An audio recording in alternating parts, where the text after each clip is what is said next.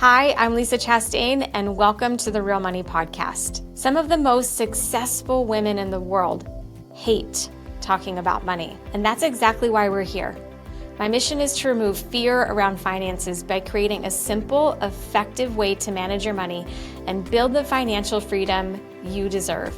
As a keynote speaker, best-selling author, and passionate coach, I will be sharing my insights on overcoming money challenges, coaching women live on air, and interviewing some of the most accomplished women to learn from their experiences. So, say goodbye to fear, say goodbye to budgeting woes, and welcome to Real Money. Amazing. I'm so grateful you're here, Jill. Thank you for joining the Real Money Podcast. And if you are a current or aspiring business owner or entrepreneur, or it's important to you that you stay at the forefront of real-time changes in technology and artificial intelligence, you have got to listen to this episode. The world is changing right before our eyes in so many ways, and specifically with AI. And my guest today, Jill Schiefelbein, is at the front lines of these changes. Not only has she jumped in headfirst into the world of AI, but she's on a mission to keep business and life human. And this conversation is needed now more than ever. Jill, I'm so grateful you're here. And let me introduce you before we dive in, okay? Sounds good. Dr. Jill Schiefelbein is an award-winning entrepreneur, sought-after speaker, best-selling author, and former professor at ASU. My neighbor here, I'm in Vegas, so she was down in Arizona. Not there anymore, but that's beside the case. After more than a decade in academia, Jill made the move into entrepreneurship and now serves as the Chief Experience Officer at Render, where she's at the forefront of innovation in AI and synthetic media, which is a term I hadn't heard prior to today, so we're going to dive in and talk about that. She's got a doctorate in communication, and with deep expertise in business growth and digital strategy, Jill helps companies communicate smarter and scale faster. Who doesn't want that?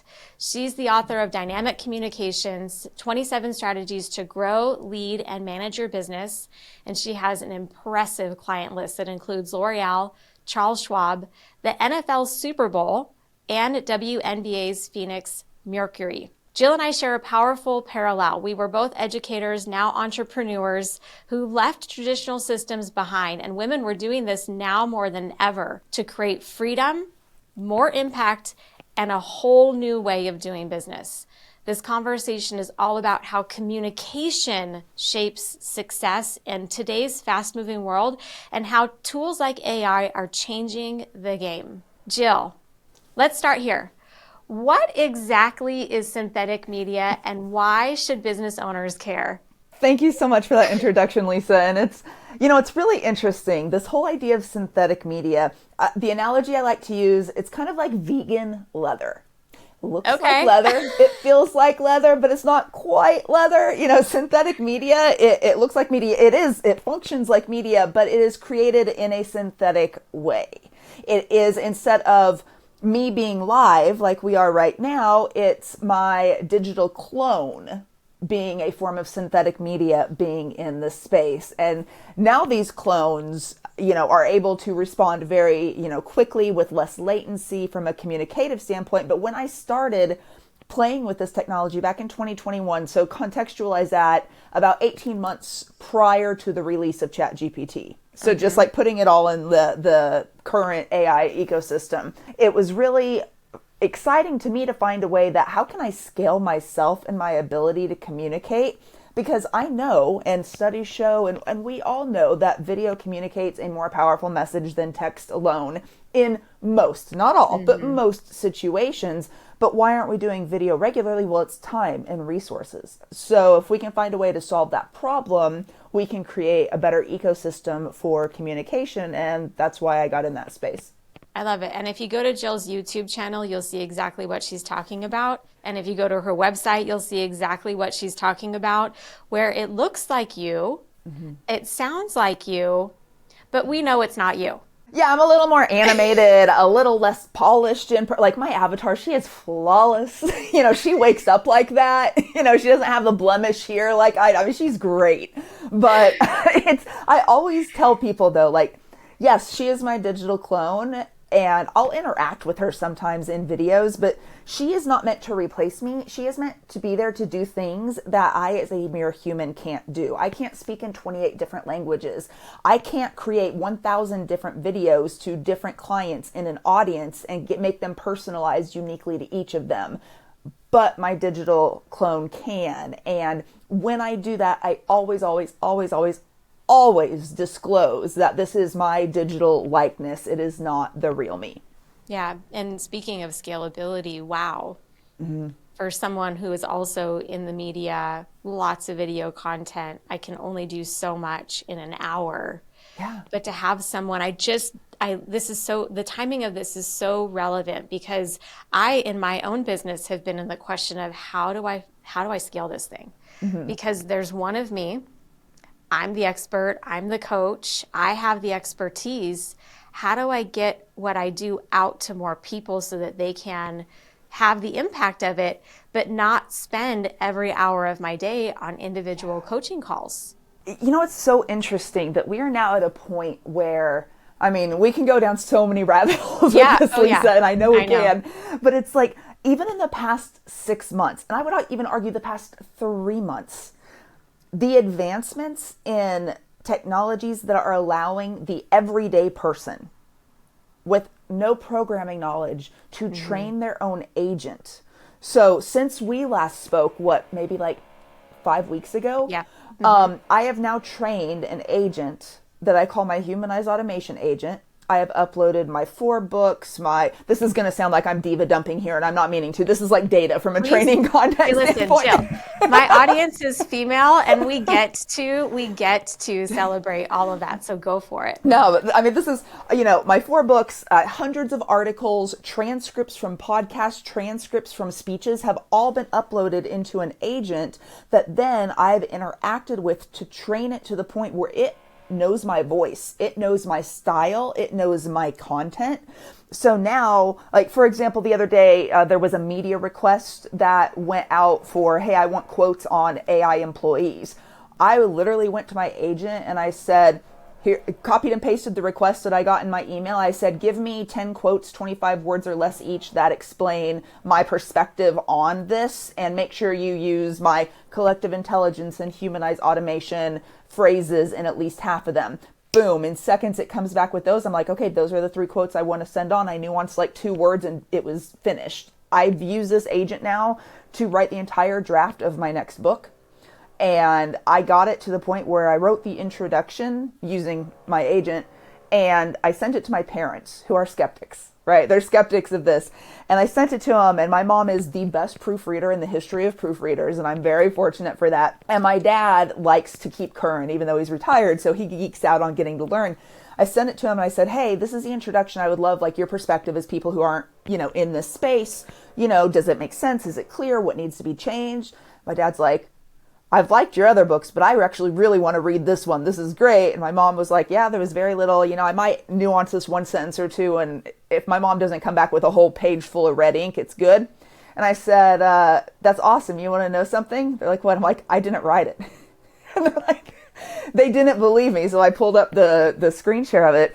This long little rambling story to say that when you now train as a mere mortal person, right? We can train these tools to understand our language, our voice, common phrases we use, and our content so well that while I don't use it to replace me, it now shortcuts my time to task. So my one-on-one conversations or responding to media, things that would take me hours before, now I can do in a fraction of that time. Yeah. And that's a gift. That's such a gift. That's so amazing. And we're going to swing back around to that in a minute. So that's a little bite-sized piece of how you're using it and how exciting it is. But let's talk about the human you for a minute. Yeah. So you went to ASU. You continued to climb the ranks and continue your education at ASU. And then at some point you decided to leap to get a PhD. Yeah, I went to ASU, communication and international business, decided to stay on and get my master's, had the fortunate opportunity through just a random series of circumstances to start teaching when I was 22 at the undergraduate level, and was teaching public speaking, had spoken in front of crowds of 5,000 by that point, so it was a native topic to me, but it was awesome to get to be going to graduate school and being able to teach at the same time, to flex that muscle. Stayed in that space, helped launch major online education initiatives, so started playing with like communication and tech as they intersect. And then after literally being one of the only 2 profit-bearing departments in the entire liberal arts and sciences, like 60,000 students were serving, I was told that since I don't have a doctorate, there's only one more promotion I can ever get. I'm like 26 years old, thinking, this is ridiculous. I looked at my retirement. I had 18 months until I was fully vested with a complete match, wrote out the 18 months, and on the date of the vestment, quit. Left. Yeah. Good for you. Good for you. And yeah. I know that's, that actually similar experience for me, different way, but I was at UNLV for a long time, had climbed the ranks. I didn't have a master's degree and was pretty much told you can't be promoted if you don't have a master's degree. But I was excelling farther than my peers. Yeah. And I was like, all right, I'm out. Well, it's like this antiquated system of academia. And it's shifted a bit, in fairness, since I left it full time. It has shifted a bit. But then I decided later in life, to be that late 30s and early 40s person who's like, you know what? No, right now I don't want to teach full time, but I want the not only credentialing. And let's be honest, and especially since there's a lot of women listening, we are asked to negotiate our salaries, our speaking fees, everything way more than men are. And so I'm like, number one, you put doctor in front of my name, you are not going to mess with me in the same way. And it's proven true. Like the amount of negotiation I've had to do since those letters got put in front has dropped. And I'm like, all right. So, just from a mental hassle standpoint, not that that was the reason I did it, but for me, I went back to get my doctorate and focused on business and synthetic media, like artificial intelligence within business to business sales, because it was timely and I wanted to have a plan C. I call it my plan C. My plan A is that my tech startup render, does really well and we can sell it and, be acquired in a few years. And then I continue to speak a dozen or so times a year at a high fee level. Plan A. Plan B is, both of those things may or may not happen at the same level. All right. But then I just go back to my business that I've had for 10 years as normal. Perfectly fine. Plan B. Plan C is, well, if I need to get a visa anywhere in the world, having a doctorate really makes that a lot easier. So I have flexibility. But it was not because I'm like, yes, I want to be an academic again. It was really, yeah, I've done all of this. Let me get this credential. But I found joy in the research that I did not expect to find. I love that. It's all equating to, and women have figured this out, that education has been the pathway for so long to that next level of freedom and access. Yes. Women were the most educated on the planet than ever before. It creates freedom and access than ever before. And I'm here now saying, okay, now next is money. Yes. Yes. Next because is money.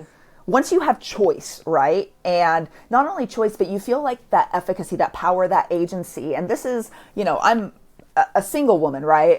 Never married. It's just me, myself, and I. But even my female friends that are married that, made the choice and had the luxury of making the choice to stay with their kids when they were younger and are now going back in, they have such a struggle communicating about their own worth, their own finances, feeling like they can do different things with money. And I'm like, whoa, like we need to step back and recalibrate these conversations. And I'm like, speaking of, why don't you go find your archetype here and we'll start talking about what's your money type, right? Let's start there. Yeah.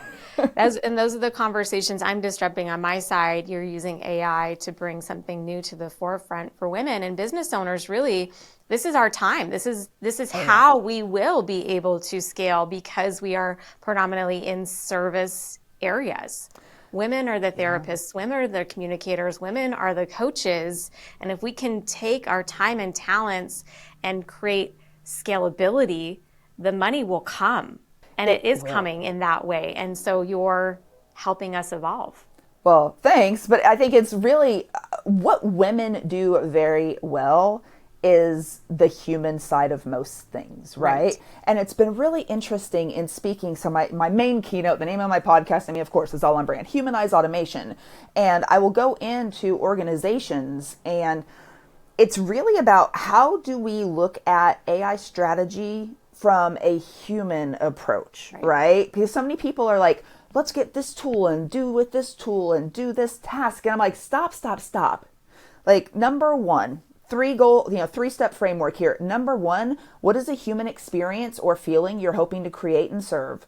Number two, what is a business goal that's tied from that? And then number three, we look at the tool. You don't look at the tool first. And what happens is all these conferences people are going to, these 30-day AI course BS that's online, it's all about the tools. Well, if you don't have a solid strategic foundation as to why you're doing it, the tool, you may get like this much movement, and that's still great, right? I'm not knocking that much movement, but I don't want this much movement. I'm not in life for, an inch by inch thing.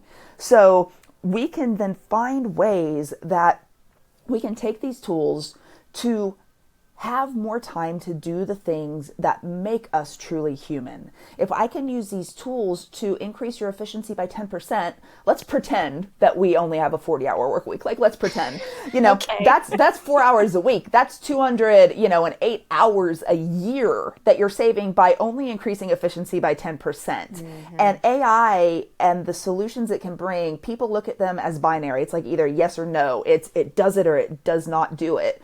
Wrong way to look at it, guys. The way to look at it is, can it help me reduce time on task? Can it help me gain efficiencies? There's a whole lot of gray area in there, and all you're looking for is whatever shade of gray you're trying to achieve so that you can free up time to, whether it's work, whether it's spend time with family, whether it's going to sip wine with your friends, or whether it's time to focus so deeply on that one-on-one coaching conversation you're having because you got to the real meat of the issue so much quicker because AI helped you get past the surface level stuff. That's right. All of it's a win.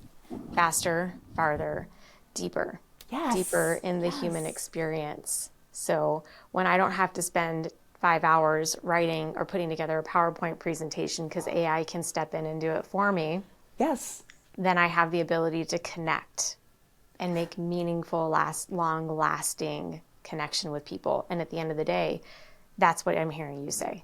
Yeah, we don't remember the bullet points. We remember the feeling that we had from it. We don't remember the name of the tool. We remember feeling like, oh crap, I can actually do this, right? And that's what gets the action. And so instead of spending 2 hours of your time, 5 hours creating the perfect PowerPoint for your next speech, now you're spending 2 hours on polishing up what AI gave you, and you have those extra 3 hours to refine your stories in your head, to get better connective tissue for your audience, right? To do the things that humans do better than any machine will ever do. All right, let's switch gears. In what ways do different communication styles impact how we lead, how we sell, and how we do business? So on your podcast, when I was on your podcast, we talked about the money personalities. Yeah. How does communication intersect with this? So, when you look at communication, like zoom out, right, at the broad level, especially when it comes to business, I really like to look at kind of the framework of communication from conflict styles. Now, conflict, when I say that word, a lot of people immediately think negative. Conflict is actually one of the best things for business and for growth, because without conflict, you never grow. Conflict is a neutral term. Our actions to it. Without conflict, you never grow. No. That is for my conflict avoiders listening right now. Yeah. You have to have it to grow. Yeah. And otherwise you just stay stagnant. And there's no fun in that. I mean, now, don't get me wrong. Stagnancy when you're sitting sipping a martini on a beach or something because it's vacation or relaxation time, that stagnancy is beautiful. But stagnancy in our lives, in our personal growth and development, none of us want that. You're not listening to this show if you want stagnancy because you're not going to take the time to do it. So when you look at that, I always try to look at, are you a conflict avoider, right? Are you a confronter? Are you passive aggressive? Looking at those styles of communication, because from a business communication standpoint, people can say like, oh, I'm more social or I'm more task oriented, and that stuff's all fine. But at the end of the day, those communication styles to me only hold weight when things are perfectly smooth and there's no friction. When does that happen? Never. Those things pretty much exist in isolation. So let's really talk about how you manage difficult conversations, how you navigate those, and then you can start to apply things. So like for you, obviously, when it comes to your clients and understanding their money type, we're both dreamers. Yeah, we are. So when we, are looking at that, okay, I'm a dreamer, but I am an avoider, right? I'm not an avoider. I am definitely the confronter about things because uncertainty gives my mind more unrest than anything, and I want my mind to be at rest.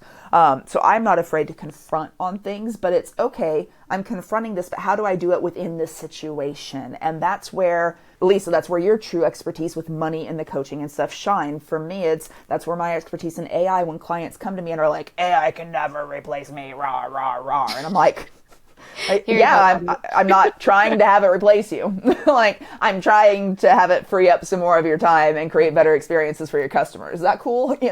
How are you seeing AI change the way we communicate? Some good ways, some bad. I see people getting lazy, and that is the frustrating part, because it's going to come back and bite you in the butt. It really, really is.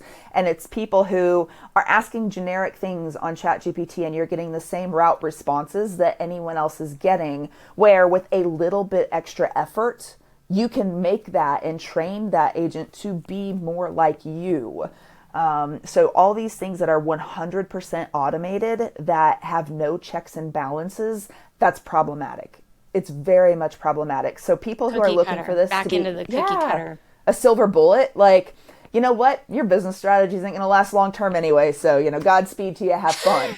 But if you're looking for this to really transform the way you do it, and if you care about the client experience, right? Your customer's experience at the end of the day, you're going to be like, okay, yeah, this communication in this context makes sense. In others, it doesn't. And I encourage people to do kind of like a 3-tiered approach here. So in terms of like clients you serve, what are those tier 1 problems that, listen, a simple Google search is probably going to give them enough information to solve, but because I used to get annoyed at this, but then I changed my thinking, but because they have a relationship with me and they trust me, they're asking me first before researching it themselves. I'm choosing to take that as a compliment instead of a, why are you wasting my time? But those tier 1 things, yes, we can create agents that handle those tier 1 things without issue. And we should. Right? That saves all the time.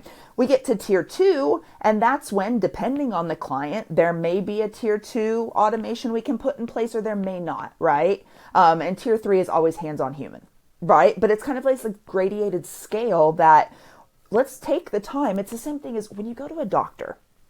Think about this, and you have to, for the doctors that you go to before you go, that have like the 20 million pages of information, that we don't have a single health footprint by now. I still don't understand. Anyway, I digress. But you fill out all of this information and you walk in, and they clearly haven't read it. You have a hugely frustrating experience. But then you also have those where you fill out the information, you walk in, and they say, I'll put this on me with a real example. Okay, Jill, I see that you have a history of cancer and all of this stuff. I know we need to focus on that at some point, but today, if it's all right, let's really get deep into this conversation on another area. Great, now I know that they do know my history, they read it, and bam, I can go deeper. That immediate trust that just got established because they recognized part of my story, but really want to focus on another, allows that conversation to evolve faster so they can serve me better. And I think that's what all of us want to do in business, whether we work for massive Fortune 500s and we're really serving our internal teams, or we're independent business owners trying to serve our clients the best we can. If we can get to deeper, more meaningful conversations faster, that's a win. That is a win. I agree with you. You just came off of an extensive international tour. Yes. So there are some American companies that are getting this right, but what are you seeing on the international front of companies that are getting this right, so that we're not replacing the human? I know we've all had this frustrating experience of needing help, and I know in my business I need help, and the only place I can go is an AI bot. And I'm like, I want to talk to somebody. How can I talk to somebody? And I can't. But what are you seeing in the companies that are doing this well by taking that approach, in the three-tier approach? It's been really fascinating, and I've gotten to speak 5 different continents pretty much in the past, 2 months, and seeing the different perspectives on AI. So a lot of the European countries, for example, more innovative in terms of what they're willing to do, but there's more strict data standards in place there than other places in the world. So their concerns in how they are leveraging it or want to leverage it are focused around data security first. Instead of maybe the immediate profit. And I'm not saying they're not concerned about profit. They absolutely are, right? But it's, the data takes kind of the lens that they explore it. Down in Australia, you had like a really mixed bag, which is like, we kind of have been laid back about this, but now we know we need to take it. So you're curious and wanting to learn. And then you have the innovators in that space, like in every country and region, who are like miles ahead. And so you really look at it from like a cultural lens where, like, I found Australia to be one of the most beautifully efficient yet calm places I've ever visited. Like, there's a process and efficiency to everything, but there's no rush. And I'm like, dang, like, what a cool feeling that is, right? And then, you're in Latin America, and, culture is important everywhere, but especially there when you have more of a familial type culture in a lot of those places, it's looking at technology from how is it not going to disrupt this culture, this family? How can we make sure we retain our identity in those areas? All of these are valid questions, and all of these are valid concerns, but at the end of the day, what I heard everywhere, and it was my favorite comment and it was my most common comment, is that you truly did humanize this for me, because I came in here thinking there was no way I would ever let it be part of my business, but now I know how it can enable humanity more. And that's all I want to achieve, right? Like, now your eyes are open to how this is not just a tool, this is an efficiency gainer, so you can spend more time doing what you do best. I love that. I love that so much. We explore on this channel a lot of distinctions between the masculine and the feminine. And I'm having a conversation about how do we shift to a more feminine approach to money. And in the humanness of AI, that's what it sounds like too, is that we get to help people at a deeper level when we have some of the ability to automate processes and systems faster. We can get to the heart of the problem. We can solve problems. We can make the human experience better using AI. We can. It's one of my professors at MIT said this very well. Like, there's machine intelligence, artificial intelligence, and there's human intelligence. The true magic isn't in either one of those. It's in collective intelligence, what's in between. And I fully believe that. Yeah. What are some small ways? So the majority of the women that I work with and that are listening are in the small business experience.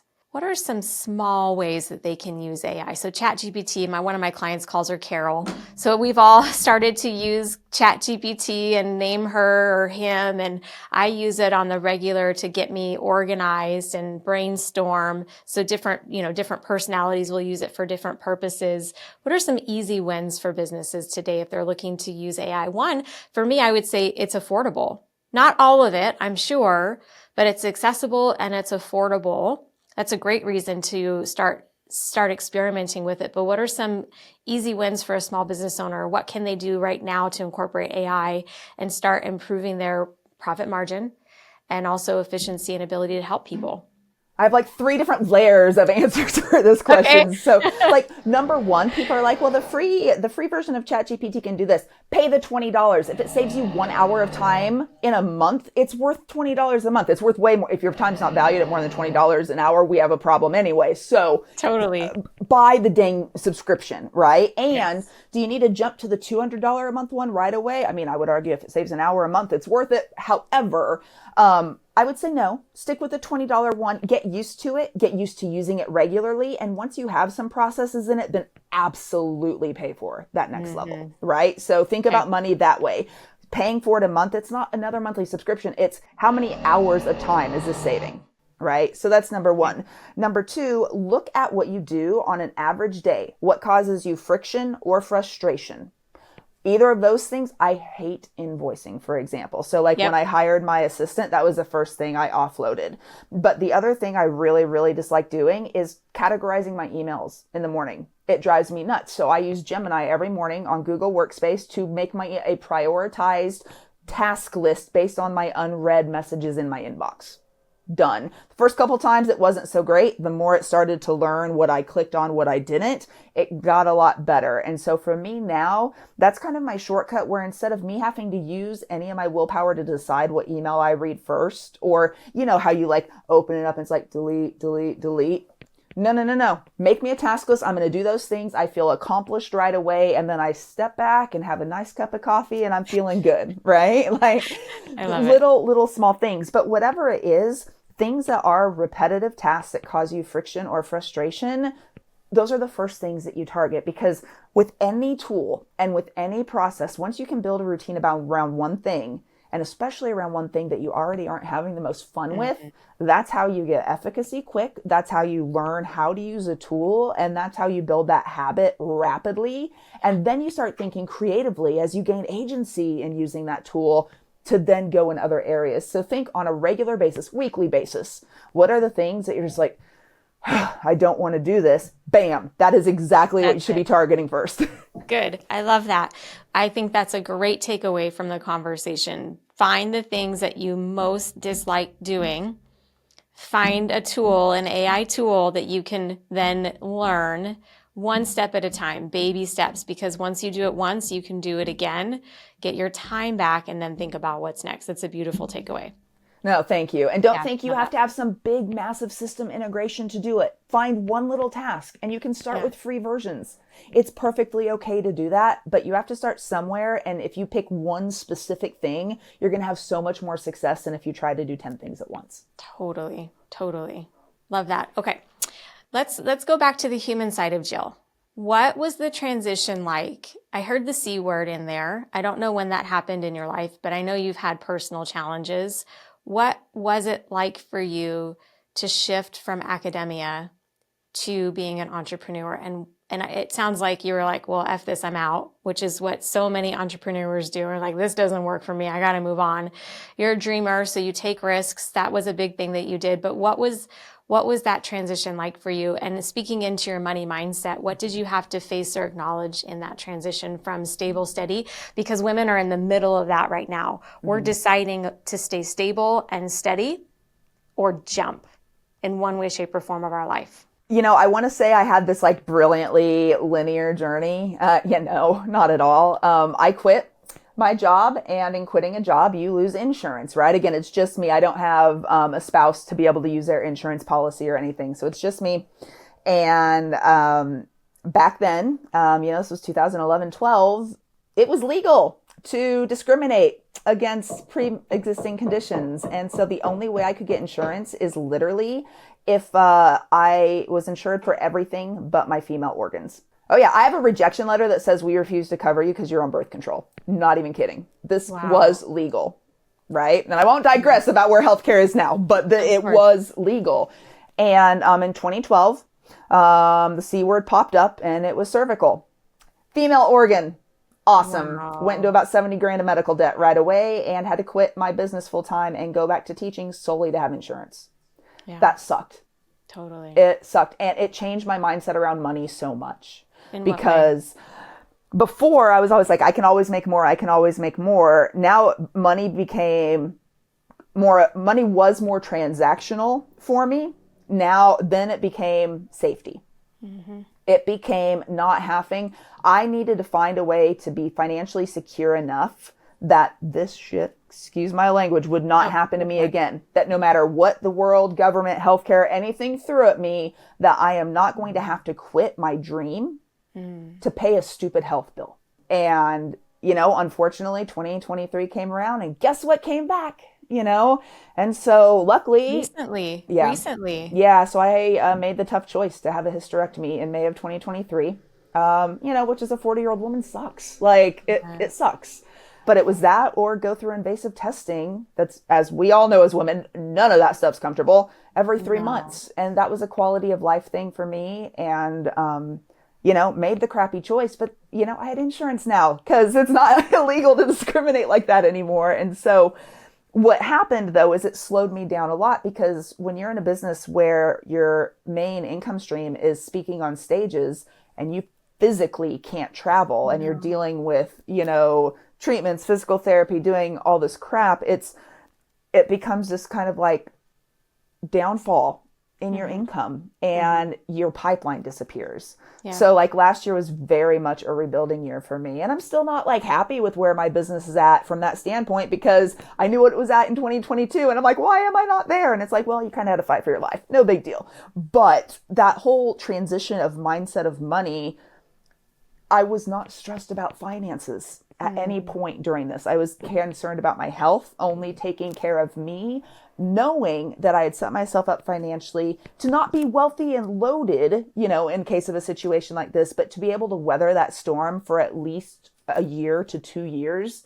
And for me, that security for money allows me to take other risks that, I'm a dreamer. I have an idea. I want to execute on it. I'm a fast start when it comes to that type of thing. And I want to go for it. And changing my mindset around money as a transactional thing to money is a safety net. For me as a single woman really helped, because now that safety net's there and it allows me to take more grandiose risks and also rewards. I chose in this world tour to go stay 2 extra weeks in Australia because I'd never been. You know what? And I didn't get money in that 2 weeks from business. Who cares, right? Like I got to live. And so having that there helped a lot.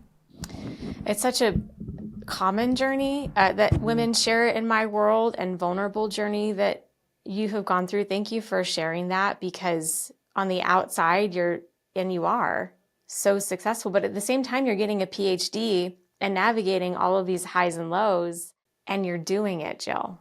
Now having that come right as I just started my dissertation work in my final year of my doctorate, it was the hardest freaking year, the hardest year. But you know what? We make it through, and all of us do, right? And the journey isn't about, oh my gosh, well, I can't compare hardship because this was so much harder, not harder. Like I got lucky. I didn't have to go through chemo. People have it way worse, but that comparison game doesn't matter. It's going to kill you every single time. And listen, we all have hardships. Let's step back and look, okay, can I reframe the way I think about money, in your case, Lisa, right? Which you help people do all the time based on these experiences, and I had that shift.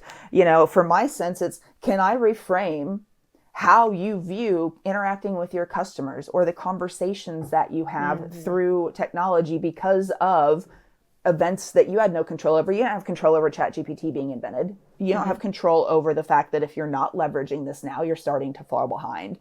But it's how do we now reframe these things to make the conscious choice to move forward, but our view on how we move forward and take risks, and things change. But for what it's worth, like, I am happy to say I have never felt more freedom to dream.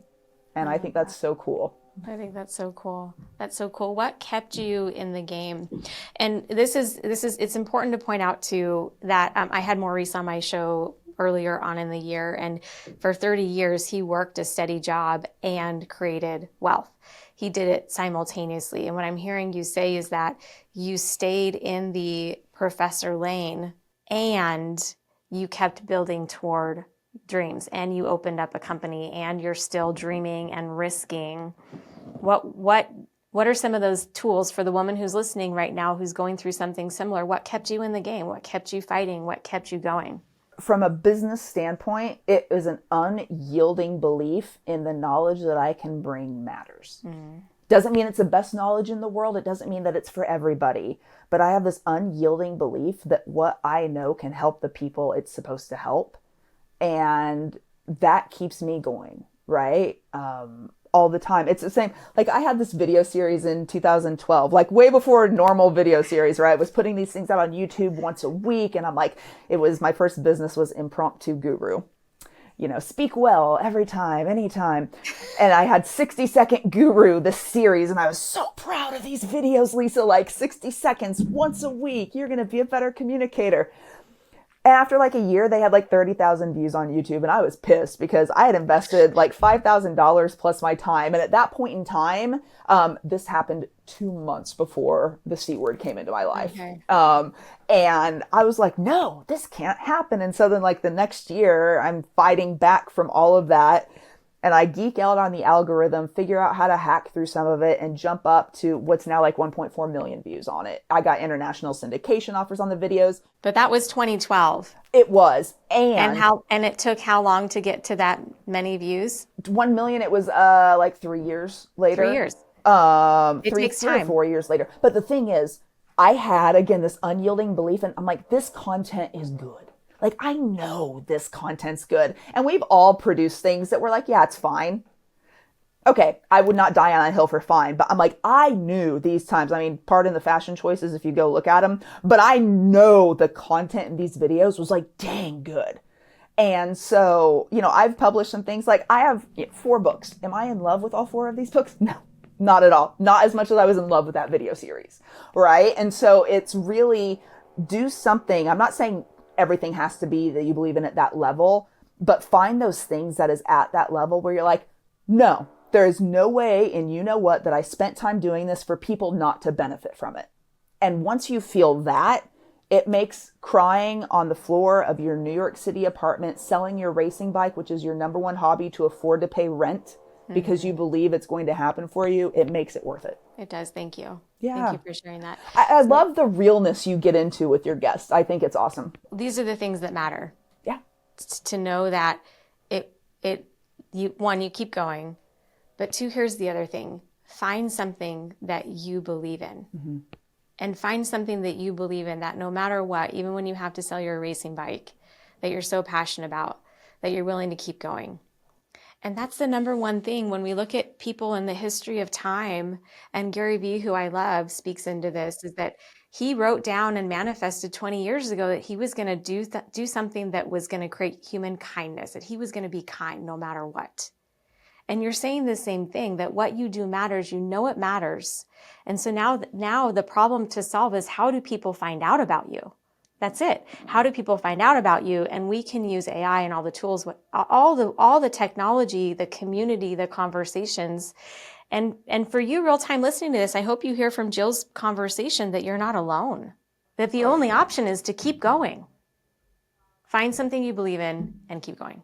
No, and you're not alone. It's keep going and be consistent. Don't just do things a little bit and be like, oh, this didn't work. Find out why. Ask why it didn't work. And then if it means that much to you, you're going to change it and make it found. That's right. You'll change it. You'll make it found. Why AI? Why are you so passionate about AI today? For me, like the love and the passion, like if you drew Jill's personal geeky Venn diagram, it's like communication, education, technology, and like right in the center is little geeky me. And I have long believed in the power of technology to create meaningful connections and experiences when used well. Problem is, people don't use it well. And this came from online education back in I built my first online class in 2003. Did my first live virtual event in 2009. So that's like 11? Yeah, did I do the math right? Years ahead of COVID. I believed in the power of technology to make connections and engagement, and I applied my communication lens to that. And to me, AI now it's the same thing. It's how do humans interact with this computer to create a result that neither of them can create on their own. And that's exactly how you work on humanizing automation. It's how you use collective intelligence and how we eventually free up more time for us to do the things that humans do best, which is create, build, sustain, maintain relationships. That's it, period. Mm-hmm. Relationships. End of story. Exactly. Yeah. My husband and I were having a debate earlier this week because I'm talking about all the ways that I'm using AI in my company and with clients. And he's like, oh, didn't you see the Terminator? I'm like, yeah, we all saw the Terminator, Jimmy. We did. But what I'm hearing from you is, one, what I love so much about your perspective, and I'm so grateful you're on the show today, is that when we keep it human, when we keep it connected, it can only improve things. And so from that perspective, we shouldn't fear AI. No, not even close. I mean, we should embrace it. And only through embracing it and not fearing it are we going to actually be able to innovate quicker, right? There's people who are going to use every technology for nefarious purposes. And people are like, well, it can be bad. It shouldn't exist. Well, the genie's out of the bottle. It does exist. So you can philosophize all you want about it. And there's legitimate merit in philosophizing about things. I'm not dissing that completely, but if you're doing that on a regular basis and not taking action, then yes, I am dissing it. Mm-hmm. So it's really, unless you're a PhD in philosophy and that's your job. But with that, it's really, how are you looking at it? And instead of approaching it from a fear-based standpoint, right? I mean, every communicative technology throughout human history has been met with fear and awe. Mm-hmm. I mean, the printing press, buildings were burned because of this one piece of technology, right? I mean, can you imagine life without a printing press today? A printing press is now antiquated. We don't even need it anymore. So we, as humans, throughout millennia, we have reacted the same way. But those who find ways to use that technology to further connectivity, to further humanness, are the ones that are moving ahead faster. And having a fear-based approach to it is bad. I have 5 pragmatics on thinking about generative AI. And one of them is, the fourth one is, build solutions and your guardrails in the technology around what is effective first, not around fear. That's not saying that we shouldn't have a lens on what negative could happen, but that's not where you should build from. You should build from, what if this worked out in a perfect way? Get that solution and then say, okay, now how do we protect that solution? Yeah. If you're listening to that, Jill doesn't have a snoring dog behind her. She's got construction going on in her house. Hey, talk about real, right? And this whole, like, they haven't done this all day. I'm not even kidding you. And of course, right now they start drilling. Sorry, guys. That's okay. My dog snores on the couch behind me sometimes and it catches in the episode. So here we are. We're being real. And I know my audience appreciates that. So, okay, let's switch gears. I have a fun, I call it my rapid fire round. So let's jump in. I've got some questions for you. This is actually, personality wise, one of my favorite games to play on cars, like either or to play with kids. And so I'm just going to jump in and you're going to get some either ors and we're going to get to know you better. Okay. Ready? Text or call? Text unless it warrants a call. Got it. Early bird or night owl? Early bird. Coaching or consulting? Consulting. AI or human touch? How are they separate? Great question. Great question. Coffee or tea? Coffee. Save or spend? Spend. Yeah, I love it. Solo work or team collab? Solo. Book or podcast? Book. Write or speak? Speak. Cash flow or profit first? Profit first. Ah, okay. I love it. Well, that concludes our conversation for today, but not forever, Jill. I'm so grateful that you're in my world. I'm so grateful to know you. I really think this was a very thought-provoking conversation, and also it had a lot of human touches to it. So what a perfect example of how we can use communication to stay connected and also do really amazing work. Thanks for being here today. Well, thank you so much. And again, sorry for the noise in the background, but what's not more human and unscripted than real life? That's right. That's right. So I'm going to go ahead and in the show notes, we'll put all the ways that you can connect to Jill. She's got some amazing books, and keep an eye on her. She is a front runner in this technology. If you want to find out more, Jill, what's the best place for them to plug into your world? Honestly, anywhere on social at Dynamic Jill, but Instagram is my personal favorite. Me too. All right. So we'll see you on Instagram, everyone. Thank you so much. Let us know what you loved about today's episode, and we'll see you next time. Thanks for listening to Real Money. If you enjoyed this episode and would like to help support the podcast, please subscribe and let us know what you love about the show. Your feedback is invaluable as we continue to empower women to take control of their financial lives. Until next time, keep thriving, and remember, you deserve real money.